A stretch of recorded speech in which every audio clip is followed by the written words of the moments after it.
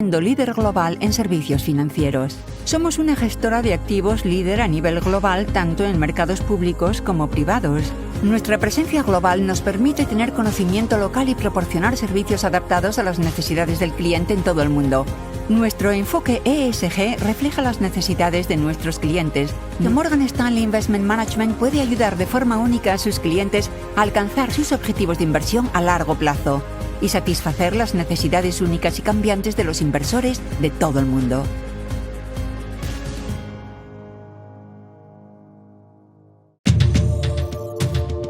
Y terminamos esta primera sesión de BIOS 2020 viajando a West Cornwall. Es allí a donde se escapa cada vez que puede Alistair Courtney-Lloyd, buscando olas sobre las que deslizarse. Como si no fuese poco el gestionar el oleaje propio del mercado. Pero para esto cuenta con una buena tabla: invertir en empresas con grandes marcas y alta calidad. Nos lo cuenta ya mismo Alistair. Le escuchamos. Pues muchísimas gracias por haberme invitado y sobre todo por estar todavía en la conexión después de lo que seguro ha sido una sesión muy intensa. Voy a dedicar mi tiempo a explicar por qué llevamos tantos años, 24 más exactamente, invirtiendo en empresas de alta calidad, con buen crecimiento de capital, con buena visibilidad de beneficios y con poca participación en potenciales pérdidas o en posibles pérdidas. Lo que buscamos en estas empresas del fondo, en los últimos 24 años hemos visto que si invertimos en empresas de muy buena calidad que pueden sostener o mantener altas rentabilidades en activos inmateriales como redes y marcas, esto es desde luego un indicio claro de rentabilidad sostenible. Tienen que ser empresas gestionadas por equipos muy competentes y que también tienen alta rentabilidad en el capital empleado, con una dominancia de activos inmateriales, empresas con una gestión muy capaz, que se han comprado al precio adecuado y que se gestionan de forma experimentada y disciplinada. Es algo que llevamos haciendo muchísimo tiempo, casi un cuarto de siglo. Lo que realmente buscamos son empresas que puedan maximizar los beneficios, cosa que solo pueden hacer las de alta calidad. Por ejemplo, en marcas globales vemos que en este siglo se han producido 3 veces la rentabilidad del índice general. ¿Cómo identificamos entonces estas empresas que pueden maximizar los beneficios, la rentabilidad? Una cosa que ya he mencionado y que es esencial es que estamos hablando de empresas que no te defraudan cuando el mercado general decae. Vemos, por ejemplo, en este gráfico, en este siglo ha habido bastantes años difíciles en el mercado y en todos los años de cifras negativas las empresas de alta calidad han rendido por encima del índice, puesto que el mercado recompensa los beneficios, la visibilidad de los ingresos y la competencia de la dirección de las empresas. Uno de los componentes esenciales de esta maximización es la captura en potenciales pérdidas. Estamos hablando de un patrón asimétrico de resultados en las empresas. La mayor parte de los tramos de crecimiento, es decir, se participa sobre todo en los tramos de potencial crecimiento y solamente en el 50% de los tramos de posibles pérdidas, con lo cual matemáticamente los resultados serán mejores. Y lo hacemos además a una baja volatilidad porque son empresas de crecimiento sostenido, de maximización de beneficios, de ingresos, como vemos aquí. Podemos utilizar el Quality Index u otro tipo de índices y estas empresas dan siempre una mayor rentabilidad a una volatilidad más baja, por varios motivos. Uno de ellos es que las redes y marcas de estas empresas normalmente interactúan con nosotros, con los consumidores, cotidianamente, lo cual evidentemente supone fuentes de ingresos recurrentes. Cuando nos despertamos, interactuamos con estas marcas. Cuando vamos a trabajar, conectamos el ordenador para lo que hacen falta redes que funcionen día y noche. Interactuamos con las marcas también cuando comemos, cuando nos lavamos las manos o aseamos la oficina. Interactuamos con las redes, con las experiencias y con las redes por la tarde, cuando nos relajamos, nos acostamos, nos levantamos y volvemos otra vez a la carga, independientemente de cómo esté el mercado, con posibles beneficios o pérdidas. Estamos hablando de una continuada interacción con la marca por parte del consumidor, lo cual es un fundamental y principal en la economía. Otra definición, ¿qué es la definición de una empresa de alta calidad? En este sencillo gráfico vemos una herramienta muy útil para ver lo que es la calidad. Como dije anteriormente, buscamos empresas con activos inmateriales poderosos, potentes, como marcas o redes.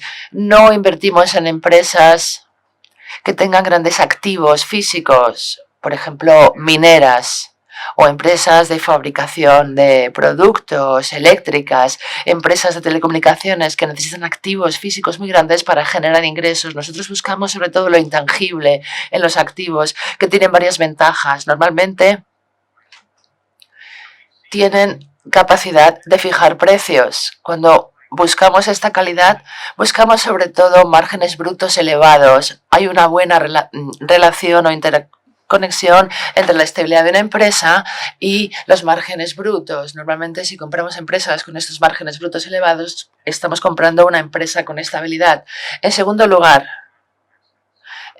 las empresas con este tipo de activos no necesitan un gran equipamiento y por tanto no buscan rentabilidades muy altas de sus pocos activos. Otra ventaja, si no tenemos mucho capital, no necesitamos invertir demasiados beneficios o cash flow en su mantenimiento. Por tanto, nuestras empresas normalmente producen más cash flow libre y más establemente que otras empresas. La tasa de conversión de los beneficios en cash flow libre, que es normalmente el dinero que podemos asignar e invertir, es muy atractivo, es decir, más cash flow de forma más estable para reinvertir en el negocio, lo cual nos ayuda a mantener estos márgenes brutos. Es un planteamiento bastante sencillo y muy eficaz. Sin embargo, hay una verdad incómoda. Claramente no todas las empresas cumplen esta definición de calidad. Nuestros expertos en estrategia, como no hay demasiadas empresas de alta calidad entre las que elegir, se centran en los sectores donde son más numerosos, que están aquí, por ejemplo, software y tecnologías de la información, empresas que no sean cíclicas, que no tengan activos materiales. También los encontramos en el sector sanitario, en el sector médico. Las farmacéuticas son bastante estables en mercados de pérdidas, como nuestro horizonte de inversión es bastante a largo plazo. No solemos elegir farmacéuticas, puesto que el riesgo de que se pierda la patente, las marcas bajo patente son las más rentables, pero cuando acaba la patente podemos perder muchos beneficios. Así que encontramos sobre todo la alta calidad en ciencias de la vida y en otros sectores del médico, y también luego en productos de consumo básicos. No todos los productos básicos de consumo son de empresas de alta calidad. Por ejemplo, la distribución alimentaria no invertimos, puesto que es intensiva en mano de obra y en capital. Y tampoco en fabricación de alimentos, puesto que no tienen demasiado poder de fijación de precios. Es muy difícil mantener este poder. Sí hay grandes oportunidades, por ejemplo, en belleza, cosas o sectores donde encontramos oportunidades singulares, por ejemplo, en calificación crediticia, en contenido de marca.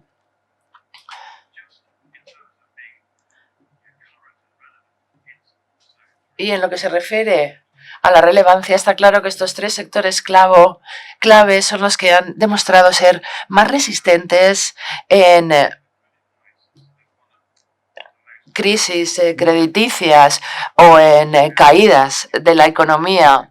Vemos aquí, por ejemplo, estas tres categorías que he mencionado durante caídas económicas que rinden de forma muy estable, casi no se movieron durante la crisis crediticia anterior, mientras que el sector general cayó hasta el 40%, incluso en el primer trimestre de este ejercicio.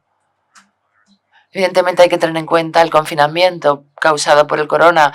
Aún así, estos tres sectores siguen siendo los que más han rendido en comparación con la media de años anteriores. Por supuesto que nuestra exposición ha cambiado con el tiempo, nuestra filosofía, nuestros procesos no cambian, pero las oportunidades y el mercado sí pueden cambiar. Aquí vemos un incremento significativo en empresas de software y de servicios y de contenido tecnológico, puesto que claramente la nube ha supuesto una fuente de ingresos potencial muy importante. También las más importantes en la tecnología sanitaria y en las ciencias de la vida, sobre todo por fusiones y adquisiciones de las farmacéuticas, que algunas de las cuales están vendiendo las joyas de su corona.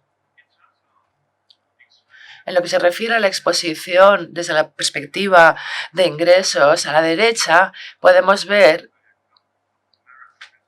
que los ingresos de la cartera vienen sobre todo de Norteamérica, donde hay significativos vientos de cola, sobre todo por factores demográficos. Ejemplo, ¿cuántos niños nacen en la India mensualmente? 2,2 millones. Así que si vendemos alimentos infantiles, ahí está la oportunidad. Dije al principio que la valoración también es uno de los principios que nos guían.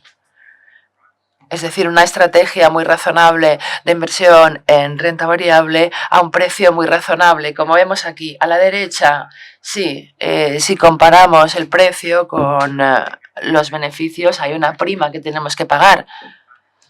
Pero no valoramos nuestras empresas en base a los beneficios, sino los márgenes, la diferencia en el precio del cash flow y el precio del dinero que ganan las empresas muestra una laguna mucho más estrecha. Es decir, la prima que pagamos es mucho más pequeña por una rentabilidad que es casi el cuádruple de una empresa normal, por márgenes además que son el doble de otras empresas que son mucho más intensivas en capital y en mano de obra. Así que esta ha sido una perspectiva muy global o un resumen muy rápido de nuestra estrategia de inversión en empresas de alta calidad y en las oportunidades que nos ofrecen.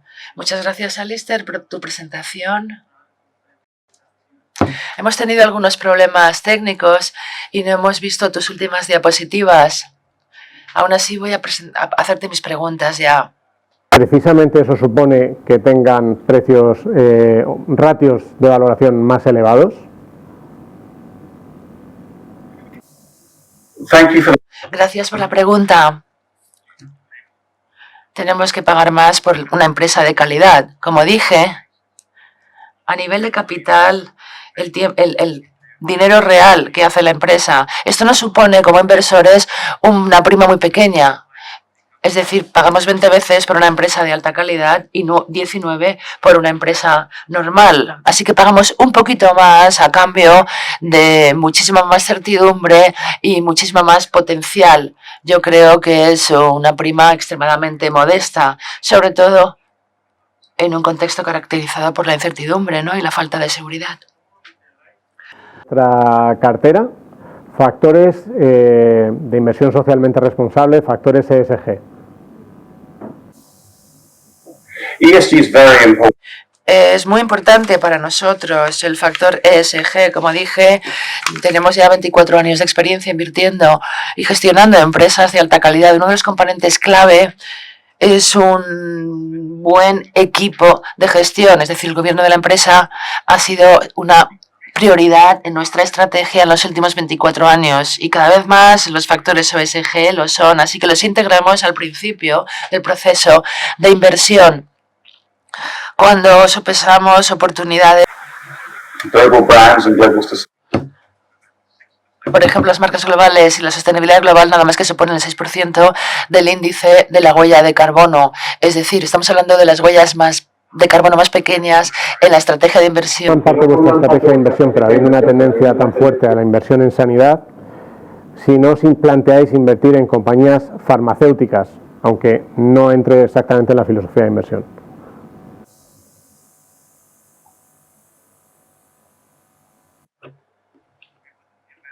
No invertiríamos en ninguna empresa que no encaje bien en nuestra filosofía. No tendría sentido hacerlo, nos mantendremos alejados de las farmacéuticas.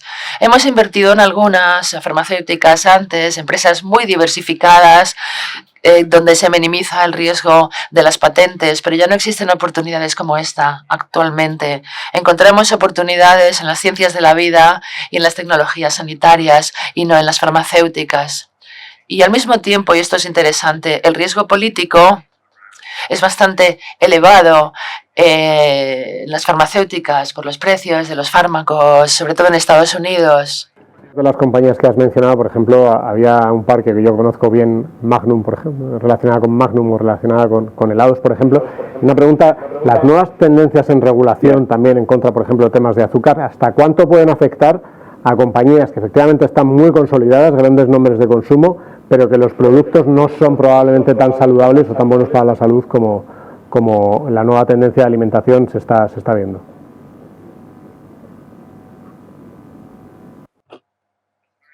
Muy buena pregunta la que me hacen. Y como dije, ESG puede ser tanto un riesgo como una oportunidad.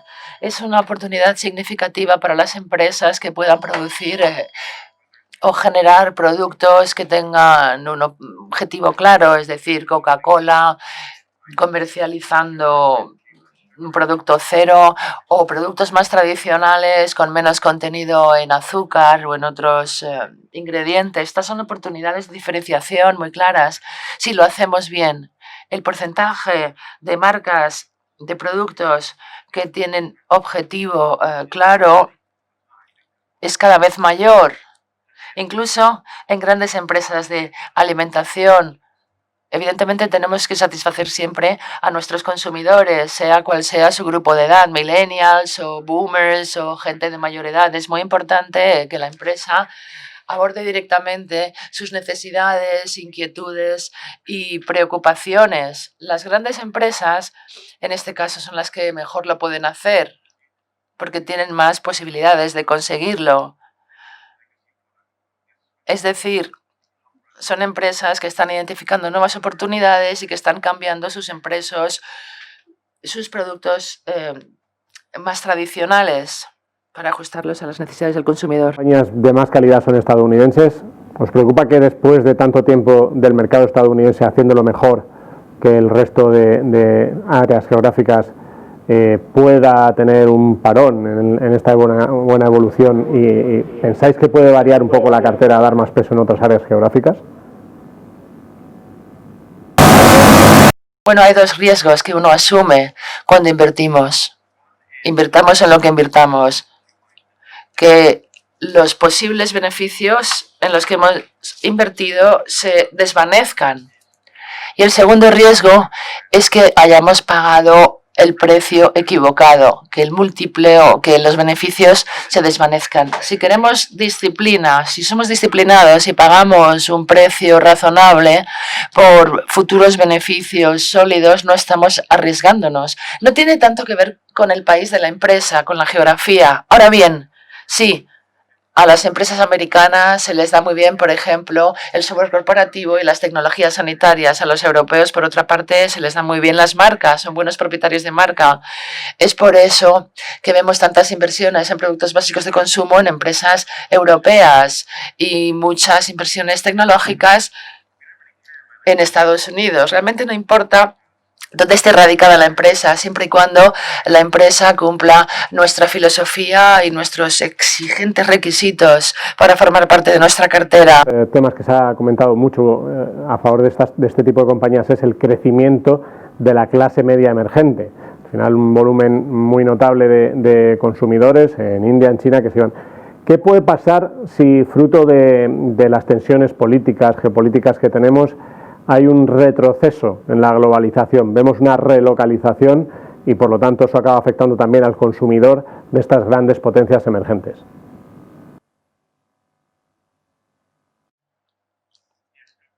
Muy buena pregunta también. Es una de las inquietudes, una de las preocupaciones de la comunidad empresarial, ¿no? Eh, la globalización o estas tendencias pueden surgir, es decir, el incremento de la globalización puede repercutir en la cadena de suministro. A lo mejor acabamos siendo más locales, lo cual puede disparar los costes y hacer más difícil la generación de beneficios. Por ejemplo, una cadena de suministro para una empresa de software es relativamente corta, no pasa por fábricas, no hay que relocalizar ninguna fábrica. En productos básicos de consumo, la cadena de suministro ha sido siempre muy corta.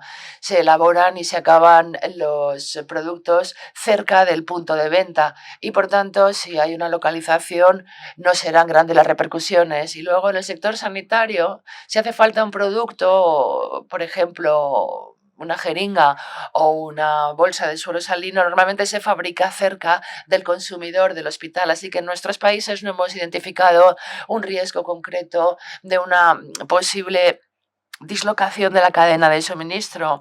Consideración muy importante. Para otras empresas, evidentemente, esto puede incrementar considerablemente los costes. Tenemos que pagar más, incrementar nuestras existencias, estamos más lejos del punto de entrega.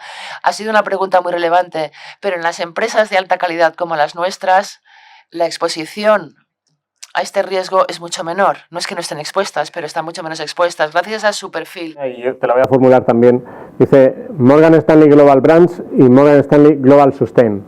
¿Para qué tipo de inversores están recomendados y cuáles son sus principales diferencias?